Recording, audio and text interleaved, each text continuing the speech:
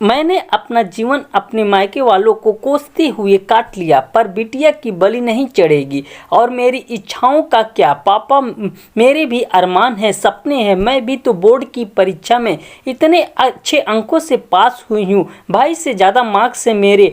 फिर भी आप सिर्फ उनके भविष्य के बारे में ही सोचते रहते हैं। बेटी हूँ तो क्या मुझे अपना जीवन संवारने का भी हक नहीं है? आदिति उस दिन सबके सामने ही चिल्लाकर सुधाकर के सामने बोल पड़ी, चुप बदतमीज छोरी है तू, छोरियों की तरह ही रह। इसलिए हम तुमसे सुधाकर पहले ही कहे थे कि छोरी को ना पढ़ा।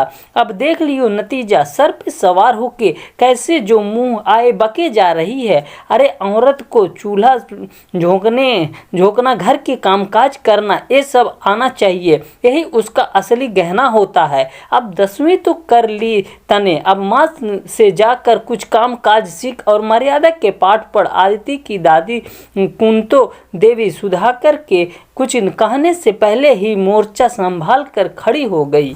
दादी आप बीच में ना ही बोलो तो अच्छा होगा। आप ही की वजह से आज दीदी की ससुराल में ये हालत है। उन्हें शादी से पहले पढ़ लिख लेने दिया होता तो आज जीजू के जाने के बाद वो यूं दूसरों के सामने हाथ फैलाए ना खड़ी दिखती। आपका क्या है? आपने तो वहाँ से भी ये कहते हुए कि अब जो वो उनकी बहू है, हमारा उनके जीवन में दखल अंदाजी का कोई हक नहीं बनता। अपना पल्ला झाड़ लिया था, उनका जीवन तो आप बर्बाद कर चुकी हैं। अब मुझे बख्श दीजिए। आदिति भी जैसे आज अपने भविष्य की खातिर हर हद पार करने को तैयार थी, मगर इतना ही कहना था कि सुधाकर ने आदिति को एक थप्पड़ लगा दिया। बदतमीज, इतनी हिम्मत हो गई कि दादी के सामने कुछ भी बोले जा रही है। आदिति की आंखों में आंसू थे, मगर आज वो अपने शब्द वापस लेने को तैयार नहीं थे।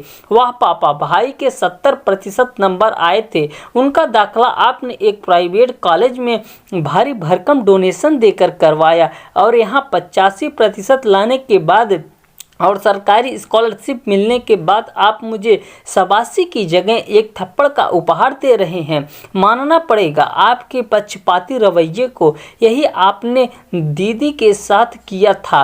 दादी की बातों में आकर 8वीं कक्षा के बाद पढ़ाई बंद करवा दी और छोटी सी उम्र में शादी। मुझ पर 12वीं तक पढ़ने देने का जैसे एहसान किया है आपने। भाई ट्यूशन जाकर पढ़ा, मैं घर में ही पढ़ी, फिर भी इतने अच्छे अंक और आप बजाय मेरा हौसला बढ़ाने के एक थप्पड़ से मेरा मुंह बंद करना चाहते हैं। माफ कीजिए पापा, मगर मैं आगे पढ़ना चाहती हूँ और ये मैं करके रहूंगी, आपकी इज्जत हो या ना हो। आदिति ने सीधा सपाट जवाब दे दिया।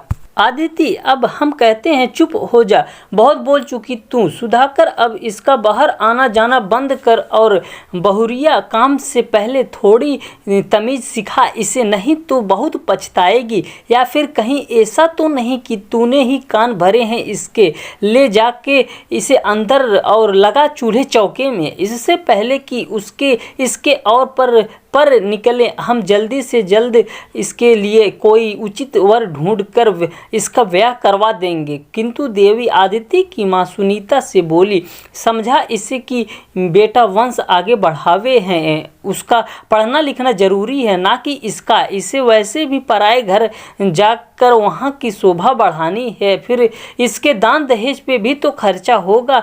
हम वो इकट्ठा करेंगे या कि इसकी पढ़ाई पे पैसा बर्बाद करेंगे? लेके जा इसे अंदर और समझा, वरना हमसे बुरा कोई नहीं होगा। कुंती देवी ने सुनीता को फटकारते हुए कहा। अपनी बात पूरी करते ही जब उन्होंने सुनीता की ओर देखा तो जैसे उन्हें सदमा सा लग गया। हमेशा उनके सामने डरी सहमी सी खड़ी रहने वाली बहू, जो उनके मुंह से एक शब्द भी निकलने से पहले ही उनकी जी हजूरी किया करती थी, आज उसकी आंखों में आक्रोश था। आज उसका गुस्से से लाल चेहरा जैसे पलटवार करने को तैयार था, जैसे वो बरसों से दबा हुआ ज्वालामुखी कभी भी फटकर अपनी अग्नि वर्षा से सब कुछ भस्म कर देना चाहती हो। वो सीधा सुधाकर के सामने जाकर बोली, कुछ भी हो जाए, धरती पलट फट जाए या आसमान गिर जाए, आदिति आगे पढ़ाई करेगी तो करेगी।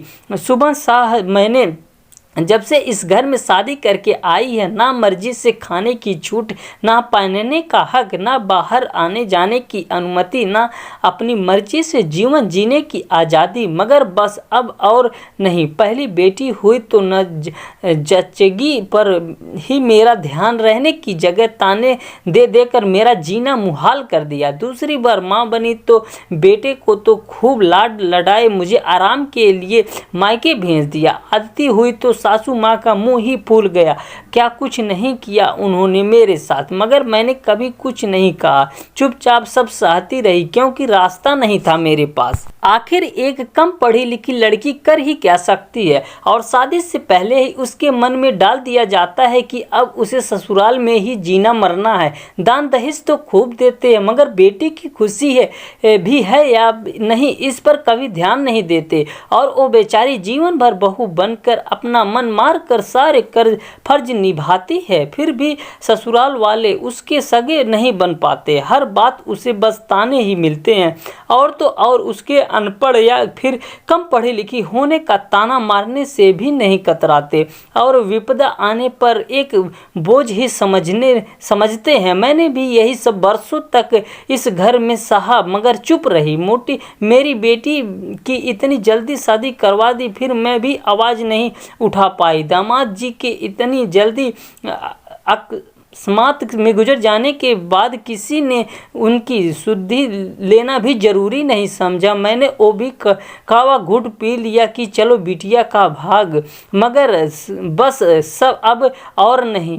अब मैं इसे अपनी बिटिया का भाग समझकर और चुप नहीं रहूँगी, क्योंकि ये उनका भाग है, बल्कि आप जैसे लोगों ने ज़बरदस्ती उनके भाग में ये सब सहना लिखा है। आज मेरी उस कम पढ़ी लिखी बेटी को वहाँ से भी एक बोझ समझकर निकाल दिया गया। वो बेचारी डर के मारे यहाँ भी ना आ सकी कि उसी पर 100 सवाल उठाए जाएंगे, और एक आश्रम में चली गई। अम्मा जी आप तो बाबूजी के जाने के बाद भी इस परिवार की मुखिया बनी बैठी हैं, और बेटियों को जीने का अधिकार नहीं दे रही हैं। सारी उम्र मुझे अनपढ़ बेअक्ल का ताना मारती रही, अब मेरी बिटिया को भी वही सब सुनने के लिए तैयार कर रही हैं। वैसे आप जानेंगी भी कैसे एक बेटी का दर्द। बेटी पैदा की होती तब तो आपका कलेजा चिरता, उस पर बहुओं को तो आपने कभी एक कोल्हू के बैल से ज़्यादा कुछ समझा ही नहीं। वो कभी आपके लिए आपके बेटों की पत्नियां थी ही नहीं, बस आपका घर संभालने वाली बिन पगार काम करने वाली नौकरानी से ऊपर। कभी ना मेरी बड़ी भाभी की जगह थी ना आपकी नज़रों में। दिन रात आपके कहे अनुसार चली मैं, सही या गलत पर आपकी हर आज्ञा को सर आंखों रखा मैंने। आपके हर फैसले को नतमस्तक को स्वीकारा मैंने, मगर आपने फिर भी कभी ताने को अलावा कुछ नहीं दिया मुझे। मैंने तो अपना जीवन कभी अपनी किस्मत तो कभी अपने मायके वालों को कोस कर काट लिया, मगर अब नहीं।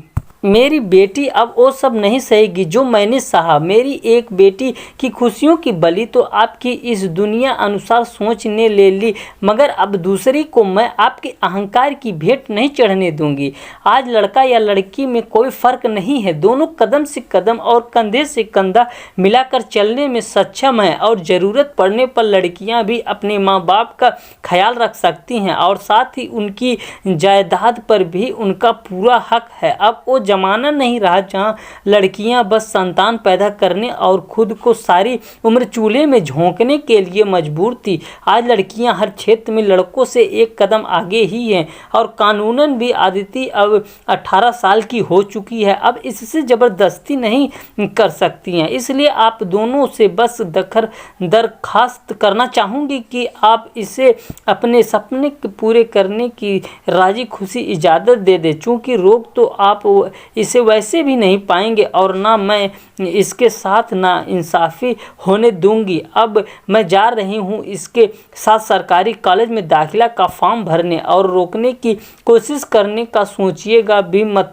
क्योंकि अपनी बेटी के भविष्य के लिए माँ किसी हद तक भी जा सकती है, और आते हुए बड़ी बेटी को भी यहाँ लेकर आऊँगी। मेरे होते हुए वो किसी विधवा आश्रम में नहीं सड़ेगी। इस घर पर मेरा और मेरी बेटियों का बराबर का हक है। आखिर पूरा जीवन दिया है मैंने आपके घर आंगन और परिवार को संवारने में। बहुत सह चुकी मैं अब, और मेरी बेटी बस अब और नहीं कहते हुए सुनीता आदिति को लेकर उसके दखले के वास्ते निकल गई, अपने चेहरे पर एक नए आत्मविश्वास की चमक लिए।